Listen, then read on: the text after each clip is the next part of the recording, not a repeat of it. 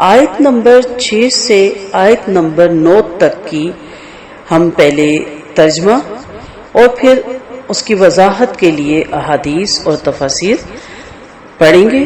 اس لیے میں نے آپ کو بتایا کہ اس میں ساری آیتوں کا مشترکہ آپ کو بیک گراؤنڈ پتہ چل جائے گا.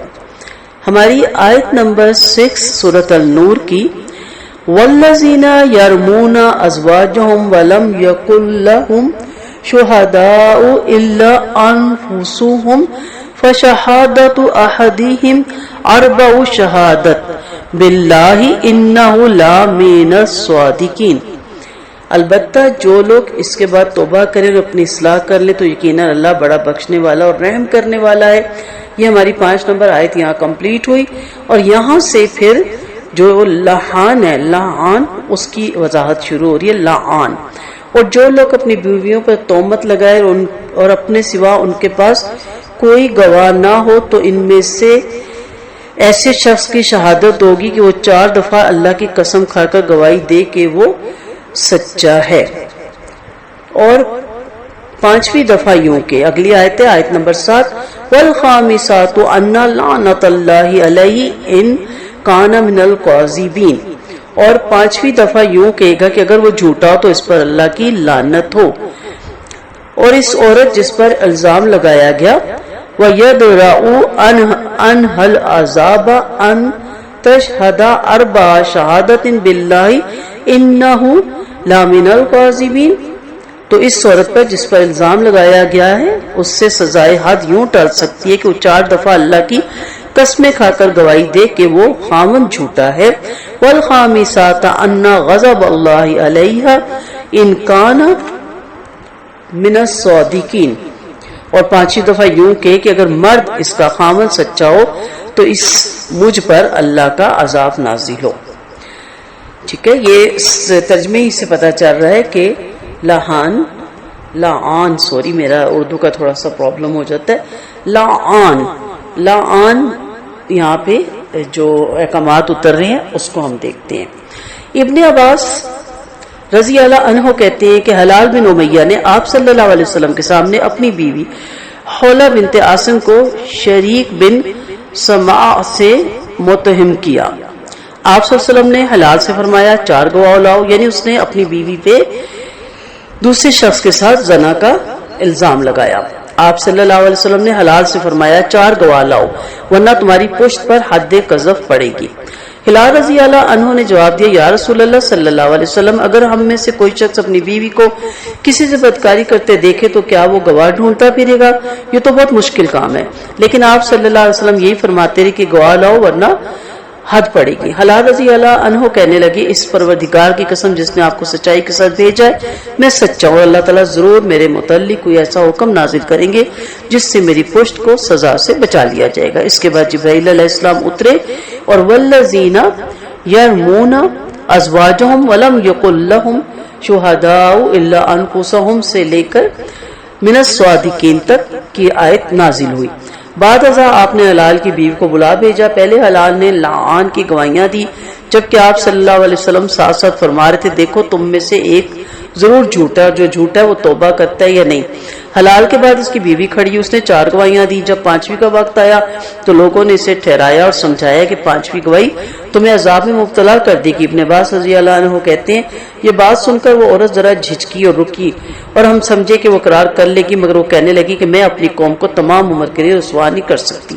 پھر 5ویں گواہی بھی دے دی. آپ صلی اللہ علیہ وسلم نے فرمایا دیکھتے ہو اگر اس عورت کا بچہ کالی آنکھوں، موٹے سرین اور موٹی پنڈلیوں والا پیدا ہوتا ہے تو وہ شریک بن سماع کا نطفہ ہے، یعنی جس کے ساتھ اس کو منسوب کیا جا رہا ہے. چنانچہ اس عورت کے ہاں اسی صورت کا بچہ پیدا ہوا اور اس وقت آپ صلی اللہ علیہ وسلم نے فرمایا اگر اللہ کا حکم لعان نازل نہ ہوا ہوتا تو میں اس عورت کو ٹھیک سزا دیتا. بخاری کتاب التفسیر میں یہ آپ کو جو روایتیں مل جائے گی.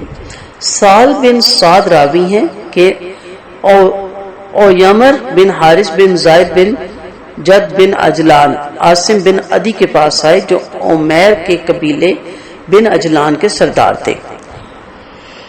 عین سے عمیر ہے. اور ان سے پوچھا کہ اگر کوئی شخص اپنی بیوی کو کسی غیر مرد کے ساتھ دیکھے تو اس بارے میں کیا کہتے ہو؟ اگر وہ اسے مار ڈالے تو تم لوگ اس کو قصاص کر ڈالو گے، پھر وہ کیا کرے؟ عاصم رسول اللہ علیہ وسلم کے پاس آئے اور یہ مسئلہ پوچھا تو آپ صلی اللہ علیہ وسلم نے اس قسم کے سوالات کو برا سمجھا اور خاموش رہی۔ پھر جب عمیر نے عاصم سے اپنی بات کے مسئلے کا جواب پوچھا تو کہنے لگے میں تو ایسا مسئلہ نبی کریم صلی اللہ علیہ وسلم سے کبھی نہیں پوچھوں گا۔ آخر عمیر خود آپ صلی اللہ علیہ وسلم کے پاس آئے اور کہا اللہ کے رسول، اگر کوئی شخص اپنی بیوی کو غیر مرد کے ساتھ دیکھے تو کیا کرے؟ اس کو مار ڈالے تو آپ تو اس کو قصاص کریں گے، پھر آخر کیا کرے؟ آپ صلی اللہ علیہ وسلم نے فرمایا اللہ تعالیٰ نے تیری اور تیری بیوی کے باب میں قرآن میں حکم نازل کیا۔ پھر آپ صلی اللہ علیہ وسلم نے دونوں میاں بیوی کو لعان کا حکم دیا جیسے کہ قرآن میں حکم نازل ہوا۔ عمیر نے اپنی بیوی سے لعان کرنے کے بعد کہا یا رسول اللہ، اگر میں اس عورت کو رکھوں تو میں ظالم ہوں۔ چنانچہ عمیر نے بیوی کو طلاق دے دی اور بعد میں ایسے لعان کرنے والوں میں یہی طریقہ جاری ہو گیا۔ لعان کے بعد آپ صلی اللہ علیہ وسلم نے فرمایا دیکھتے رہو اس عورت کا جو بچہ پیدا ہوتا ہے وہ سانولا کالی آنکھوں اور بڑے سرین اور موٹی پنڈلیوں والا ہو تو میں سمجھوں گا کہ یہ عمیر نے اپنی بیوی کے متعلق سچ کہا تھا، اور اگر بچہ گرگٹ کی طرح سرخ رنگ کا پیدا ہو تو میں سمجھوں گا کہ عمیر نے اپنی بیوی پر تہمت لگائی۔ پھر جب بچہ پیدا ہوا تو آپ صلی اللہ علیہ وسلم کی بتائی ہوئی علامات کے مطابق عمیر سچا نکلا، چنانچہ ان کا بچے کا نسب اس کی ماں سے ملا دیا گیا۔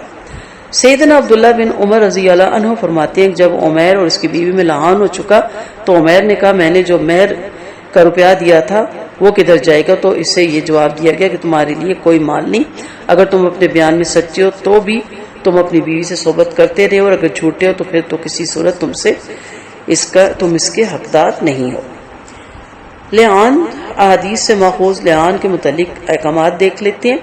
ان احادیث اور بعض دوسری احادیث سے بہت سے امور آپ کو معلوم ہوں گے۔ نمبر 1، اگر کوئی شخص کسی غیر عورت پر تہمت لگائے تو اس کا فیصلہ شہادتوں کی بنا پر ہوگا، اور اگر اپنی بیوی پر الزام لگائے تو اس کا فیصلہ لعان کی صورت میں ہوگا، جیسا کہ ابھی ہم نے آیتوں کا ترجمہ پڑھا۔ نمبر 2، قسم کھانے کے دوران قاضی فریقین کو اللہ سے ڈرا کر صحیح بات کہنے کی تلقین کرتا رہے گا، اور اگر فریق اپنے دعوے سے رک جائے تو اس پر حد قذف لگے گی، اور مرد کی قسمیں کھانے کے بعد عورت رک جائے تو ظاہر ہے کہ اس نے اپنے زنا کے جرم کا اعتراف کر لیا، اس صورت میں اسے رجم کیا جائے گا۔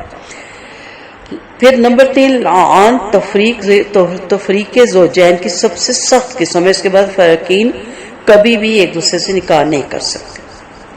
اور پھر نمبر 4، لعان کے بعد مرد طلاق دے یا نہ دے اس سے کوئی فرق نہیں پڑتا، ہمیشہ کے لیے جدائی از خود واقع ہو جاتی ہے۔ لعان کے بعد نمبر 5، لعان کے بعد مرد عورت سے حق مہر یا دیگر اخراجات کی واپسی کا مطالبہ نہیں کر سکتا۔ نمبر 6، لعان کے بعد عدت کے دوران عورت کا نان نفقہ مرد کے ذمہ نہیں ہوتا، اسی طرح نان نفقے کے علاوہ رہائش دینا مرد کے ذمہ نہیں ہوتا۔ نمبر 7، بچہ پیدا ہونے والا بچہ ماں کی طرف منسوب ہوگا، متہم زانی کی طرح منسوب نہیں کیا جائے گا۔